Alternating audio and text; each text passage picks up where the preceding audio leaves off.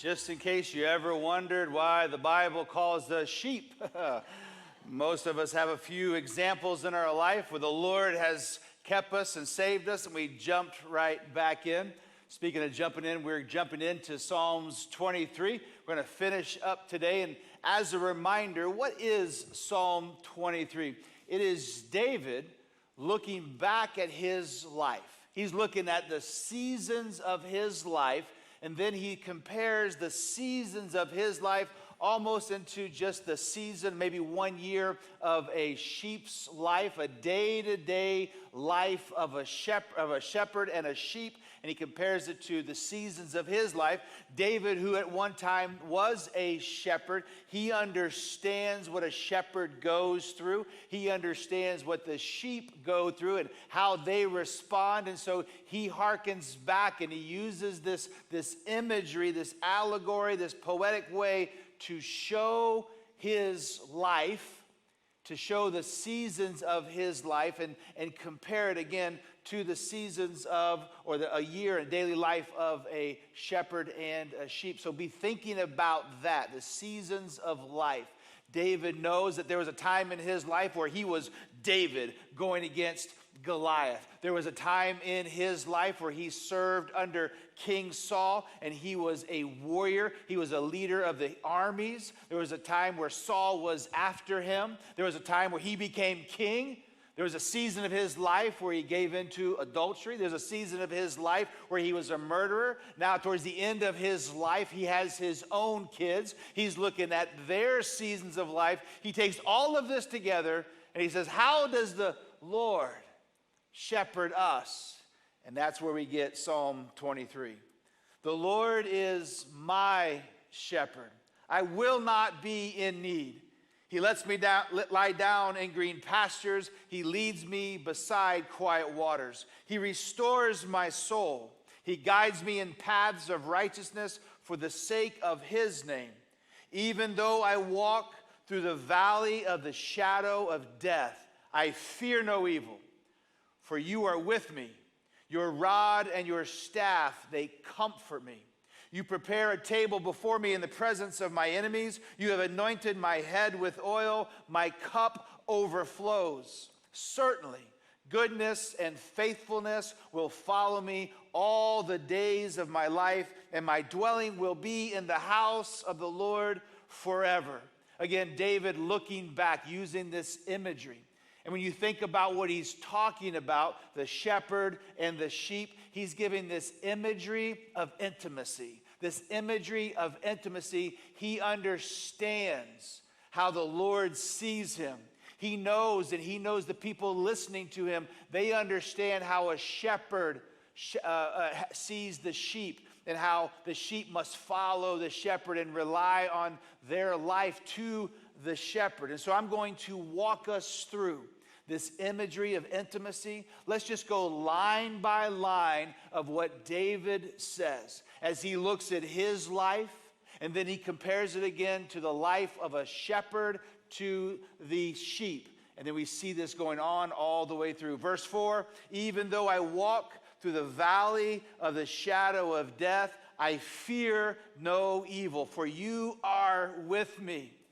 When I read this, I think my shepherd walks alongside of me. This is what David's saying.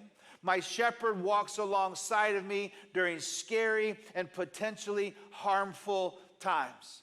In Palestine, in that area that they're familiar with, when the shepherd was taking the sheep on their daily walk, where they would typically go in and out of pasture, in and out of canyons. And so in that area of Palestine, there are large canyons, and sometimes the trail that the shepherd would take the sheep on was up at the top of the canyons. But many times, just in the daily walk, the daily looking for water, looking for food, they would go through these different canyons. And in these canyons with these rocks, depending on where the sun was, the time of day, it could be a normal walk in the middle of the day, and all of a sudden there'd be a shadow cast. Why? Because of where the sun was. If you've ever been like in New York City, big, tall tall buildings, it can be like 2 o'clock in the afternoon, and if you're on the other side of the sun, it seems like it's almost dark. There's a shadow that creates a darkness. And so David understood. He knows that there's a time when the sheep must go through in their daily walk. They go through these canyons, depending on where the sun is. It casts a shadow. So why the shadow, the valley of the shadow of death? Because it was in these shadows where the wolves could be lurking. It was in these shadows, absolutely had bears. These are where the snakes are. It was in the shadows of the trail, in the normalcy of life, that the sheep had to feel secure, that the shepherd would then protect. And so David says, even in the valley of the shadow of death, as I'm just walking through my life, my normal life, I know that evil is lurking. And even though I know evil is there, I will fear no evil. Why? Because as a sheep, we're in the sunlight and we're walking through the day, and then all of a sudden we turn the canyon and now the shadow of the valley of death is there and it's dark. I don't fear. Why? Because I know that my shepherd is close by and he will be able to take care of any of these evil enemies that come at me. David, looking back at his life, he was always having people trying to kill him. King Saul's throwing spears at him. And he knows in those moments, when Saul's throwing spears, when Saul wants to kill him, he was walking his normal daily life. There was a shadow of evil. You know, we saw the shadow of evil this week, didn't we?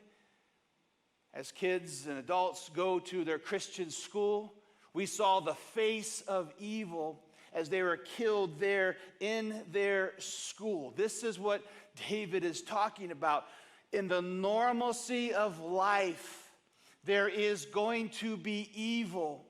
But you don't have to wake up every day wondering and being fearful of what's going to happen. Because listen, no one can bank on what's going to happen.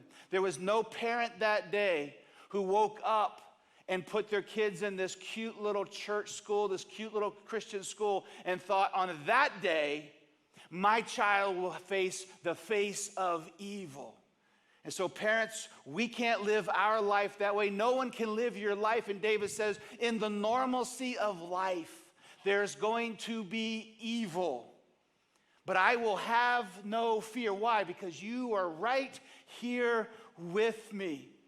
Again, you can't live in fear of things that you can't control. And as a sheep, David knew that he was the one responsible for the sheep. And so you and I, we live our life. How can we not fear evil? How can we move through the normalcy of life knowing that there could be a time where the shadow will be cast and evil will be there? We are to not walk in fear because we know that our great shepherd is there with us. You know, I was reading through these passages, and I haven't taught on these passages specifically for many years. And I was reading through here, and for the first time, it kind of dawned on me why it is that so many of us live in such fear, why we're always stressed out, why we're always so worried about what the next day is going to bring, what the future is going to be about.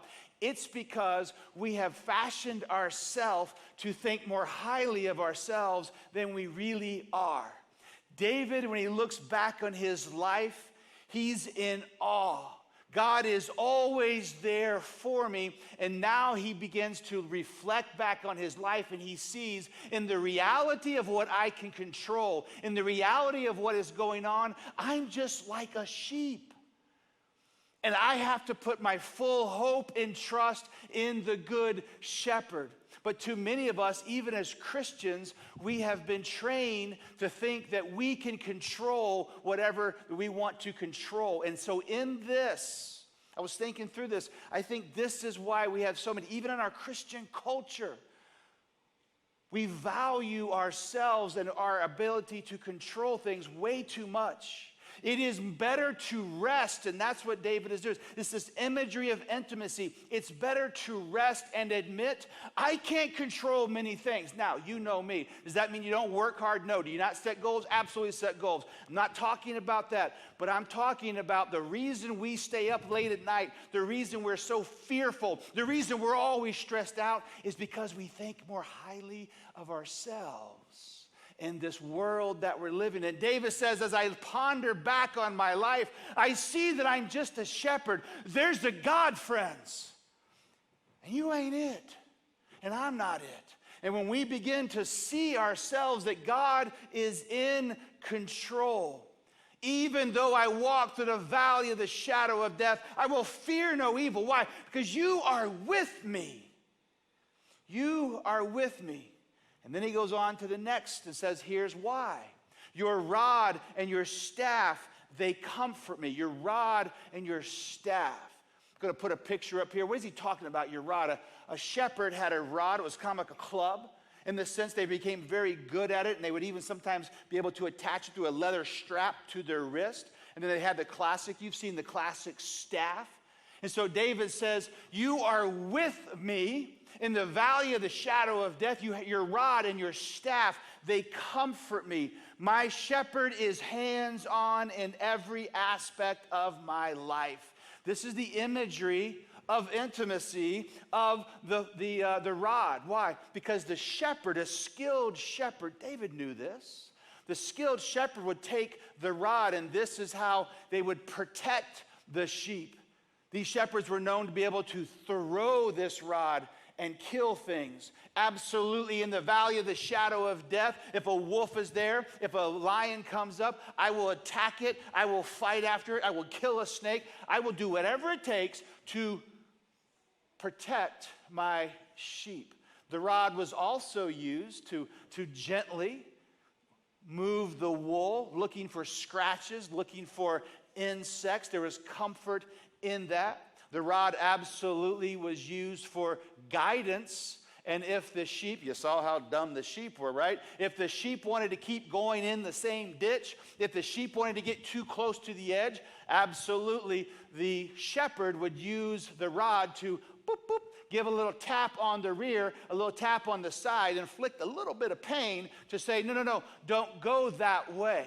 I was reading through this and reading multiple commentators and people who study the Bible, and I began to see that, especially in the younger crowd of pastors and teachers, they wanted to be very adamant that they believed that the shepherd would never use the rod to strike or to inflict pain on the sheep.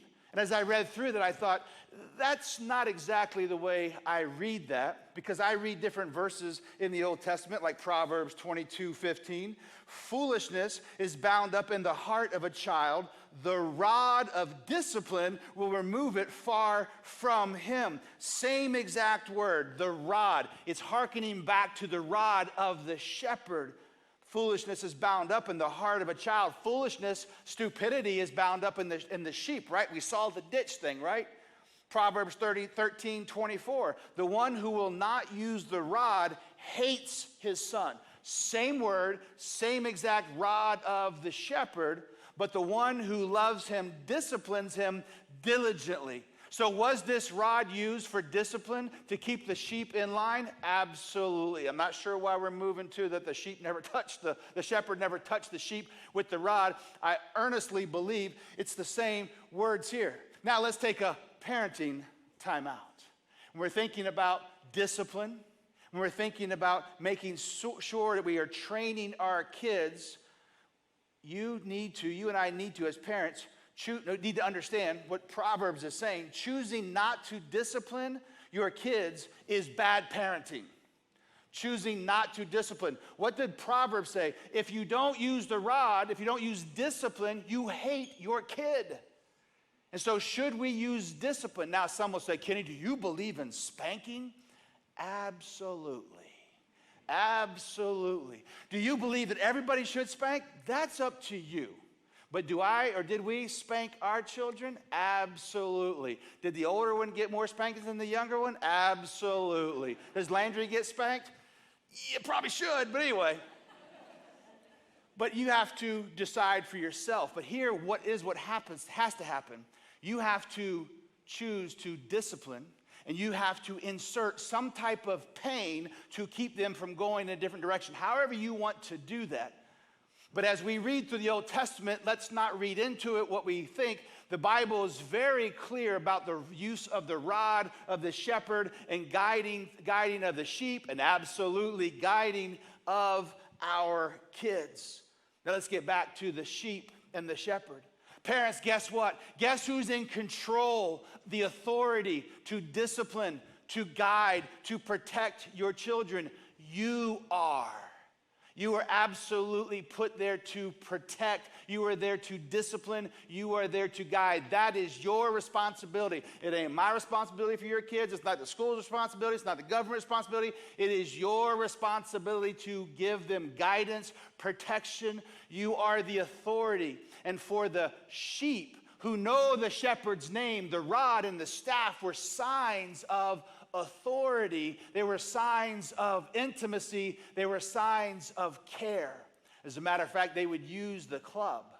And as they'd come back in from the field, they're going to be put into the safety of a pen, the shepherd would hold out his club, and maybe against a pole or a cliff or something, and each sheep would come under, and they used that closeness of the club to be able to count 1, 2, 3, 4. And when they got to the number that they knew they went out with, 99, 100. Okay, I took 100 out and I'm bringing 100 in. Jesus harkens back to this, doesn't he? He says the shepherd knows he had 100, but there's one that is not missing. He'll leave the 99 in the pen and go looking for the one. How does he know that? Because he used the rod to count. And he went under, and he knew he was missing one, and so he safely leaves the 99 and goes looking for the one. The rod is a sense of security. It absolutely, there is comfort and submission to God's authority. There's comfort and submission to God's sense of security. The shepherd would also use the staff. It had the hook. When the sheep got stuck in the ditch, they would be able to pull the sheep out with the hook. But also the staff was much longer, so it was used to kind of keep control of a larger crowd. But also as they were walking side by side, the shepherd had the ability to take the longer staff and just kind of rest it on the sheep's wool, on its skin. And it was a way for the shepherd to say, I'm right here. I'm very close. I'm in touch. So this is why David is able to say, your rod and your staff, they comfort me. Even in the valley of the shadow of death, my shepherd is what? He's right here with me. He's on the side with me. He's right next to me. Does that make sense? You see how David is teaching through this, and he says, I'm so glad that I have a shepherd who knows how to use the rod and knows how to use the staff, because in that I am comforted. In that I have peace. In that I am able to rest. Verse 5, you prepare a table before me in the presence of my enemies. Now maybe you've done some research on this, and I did a lot of research, and there are some commentators, some theologians, who believe at this point David takes a turn, and he leaves the imagery of shepherd and sheep, and now he's going to a banquet table. And he leaves the imagery of the shepherd and sheep, and now he says, the Lord invites us into this great big banquet table, and there's a lot of food, but also he's not only providing food for you, but around the table, there's some enemies, but be okay. God's okay with that, and there's some things they say about that, and I would just tell you, friends, I don't think that's what's happening. I think David stays with the imagery of the shepherd and the sheep. And when you do some research and study, and people who are shepherds, people who understand that time frame, they talk about that there's this phrase, this word called the tabletops. And the tabletops, again, on the average daily journey of the sheep, on the average daily walk of a sheep, there were times the shepherd would take them to the tabletops, often referred to just as the table, which was a rock, a larger rock, maybe a clearer rock, kind of up over things, and that is where he would take the sheep just to get some rest, maybe in the sun, to get them out of the valley of the shadow of death. But also there'd be a sense of being able to eat up there, because maybe some little weeds or grass is coming up through the rocks in the tabletop. But you prepare a table in the presence of my enemies, because around the tabletop, the reason they would go a little higher is because there was some weeds that were poisonous. There were some different things the sheep shouldn't be eating. But there was also snakes and bears and wolves. But yet on the tabletop, where everything's just a little bit clear, there the shepherd would go before the sheep. And before they got to the tabletop, would check and clear out everything. Come on up, little sheep. Come up to the table that I have gone before you. Now, at the end of the day, does it really matter what imagery? Not really, because here's what it means. My shepherd is all powerful and goes before me. He's all powerful. He's all knowing. He's going to provide for me. He's going to make sure that I'm safe, and he's going to have these provisions for me in a sense of safety. So both commentators, both people would say it kind of says the same thing. But in my opinion, I think David is staying with the sheep and the shepherd imagery, because this works. We come out of the valley. You have your rod and your staff, and now we're going to take a time of rest. We're going to take a time of feeding, and you're going to go up on this tabletop, this rock clearing, and here is where we're going to rest. Here is where we're going to eat. And here, as you go out in front of me, I don't have the stresses of life, of what is coming, because you are in front of you. You see, our great shepherd, he walks with us. He's next to us. But he also, because he's all powerful, he's all knowing, he's able to go before us and prepares the table and prepares what's going to happen. So let me ask you a question. If you see yourself and you understand there's not much you can control. Absolutely, there's things you shouldn't do and should do with consequences. Not talking about that. But at the end of the day, there's not much you can control. Then the question is this: do I need to worry or stress over what's going to happen tomorrow? Do I need to worry or stress about this coming weekend, or what's going to happen for me this summer or maybe next year? Do I need to fret? Do I need to worry? Do I need to stay up late at night so anxious and so worried about what's going to come? The answer, friends, for those who are sheep, those who see themselves as Christ sees you, those who have a great good shepherd who goes before me, the answer is sleep well. Sleep well, because your good shepherd goes before you. Again, we think we can control so much more. We not only had the evil of what happened in Nashville, but over the last couple of days, people have been so horrifically challenged through the tornadoes. Now you need to know this: tornadoes and hurricanes, they're not evil. They're bad. They can ruin lives. They can ruin economies. They're horrible. They can kill, absolutely. But in the sense, they're not evil. But in our daily life, we have things that are evil, and we have things that are just bad, circumstances that are painful, like tornadoes. But here, at the end of the day, again, no one in Arkansas went to bed 24 hours before the tornadoes hit and could do anything about it. When they woke up and everything was obliterated, their whole world has been changed. At the end of the day, they couldn't have stopped it. And so we have to see and understand what David is saying. He's not reflecting back on his life. You prepare a table before me in the presence of my enemies. I know that I can be stress-free in the sense of I don't control anything. But you, good shepherd, you will always be going out in front of me. You will always be going out in front of me. I tell you all the time, I'm no different than you. And we've got real life things going on. A couple of days ago, I was getting ready to go to bed, and I was laying there, and my brain was just going over and over and over. Things that are coming up, things that I want to happen. And I couldn't turn my brain off. And let me just tell you something. My brain never turns off. Ask my wife. It is crazy. It is always going, right? 100 miles an hour.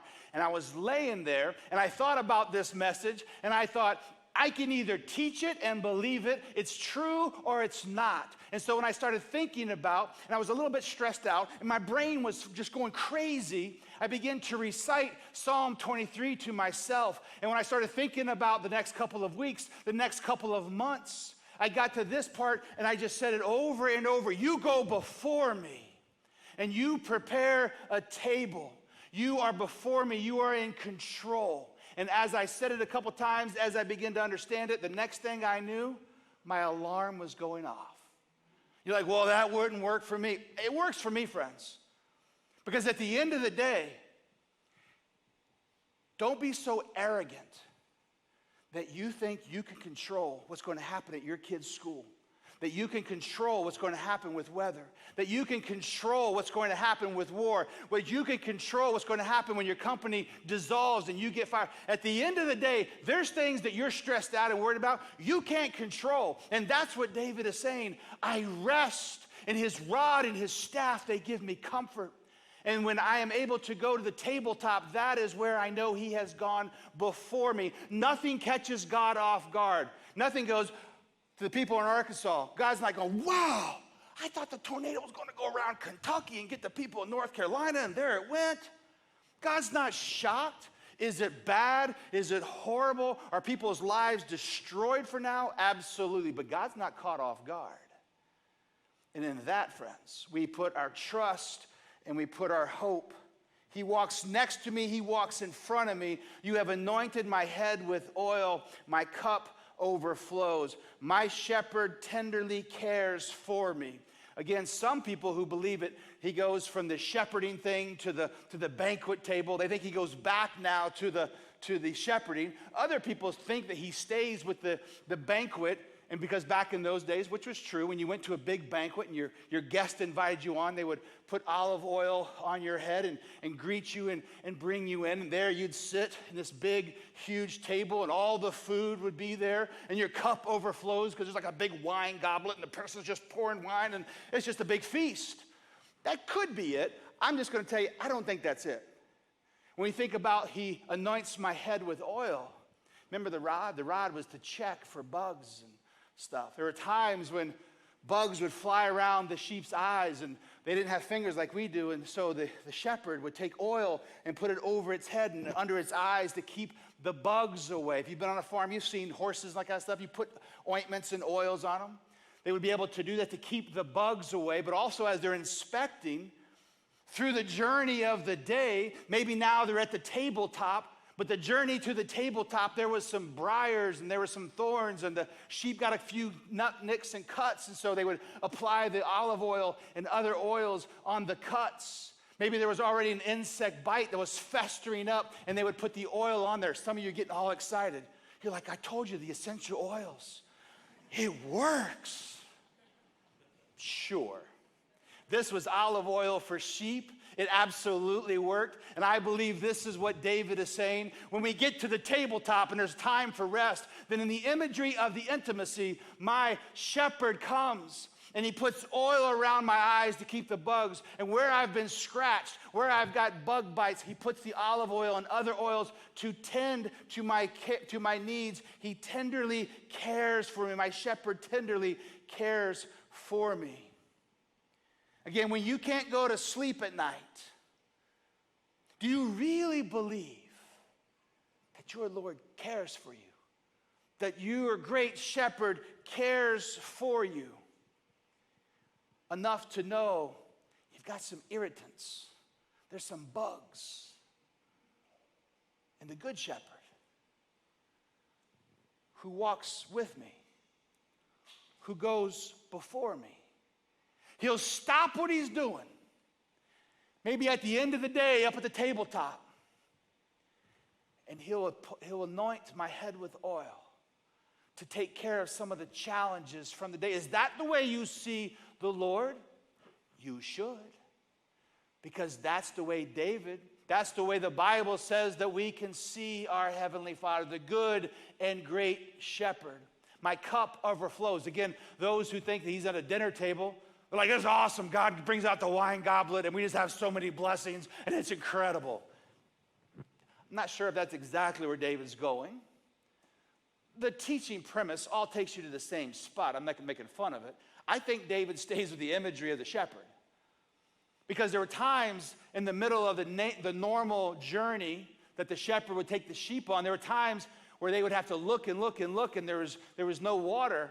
And so they carried like a little cup type of thing, and they knew where there were some wells, and they would go to the well, and there the shepherd would have to take time to give each sheep just a little bit of cup of water to get them through the rest of the journey. There was also times when maybe the shepherd knew where we're going to be, there are no wells, and the creeks are dried up, and in the normal daily journey we're on, there's just not any water. And so they would bring just a little bit of water with them. And one by one, in a very touching, intimate way, give the sheep just enough water.